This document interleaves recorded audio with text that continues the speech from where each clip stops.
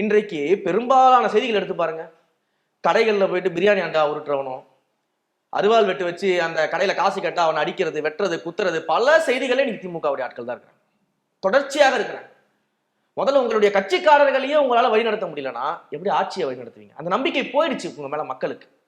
உங்களை எதற்காக ஓட்டு போட்டு மக்கள் தேர்ந்தெடுத்தாங்களோ, ஏன்னா நீங்க பொள்ளாச்சி அந்த சம்பவத்தப்ப நீங்க என்ன சொன்னீங்க? அவ்வளவு போராட்டம் ஆர்ப்பாட்டம் பண்ணீங்கல்ல. இப்படி ஒரு விஷயம் நடக்கவே கூடாது தமிழ்நாட்டில் தானே நீங்க ஆட்சிக்கு வரேன்னு சொல்லி கேட்டீங்க.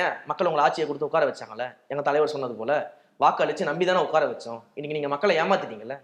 அதை விட கொடூரமாக இன்றைக்கு தினசரி பேருந்து நிலையத்திலிருந்து ஒரு வடமாநில பெண்ணை ஆட்டோவில் அவ்வளவு ஈஸியா கடத்தி கொண்டு போறாங்க. செய்திகள் பாக்குறோம். பயம் கிடையாது. வடமாநிலத்து வரைக்கும் உங்க இதுல பயம் கிடையாது.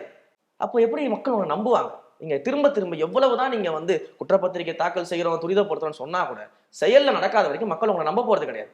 அதன் விளைவாக தான் 2026 இந்த பெண்களுக்கு பாதுகாப்பை வழங்காத, உறுதிப்படுத்தாத திமுக ஆட்சியை அகற்றோட எங்க தலைவர் சொல்றாரு. இது நடக்கும்.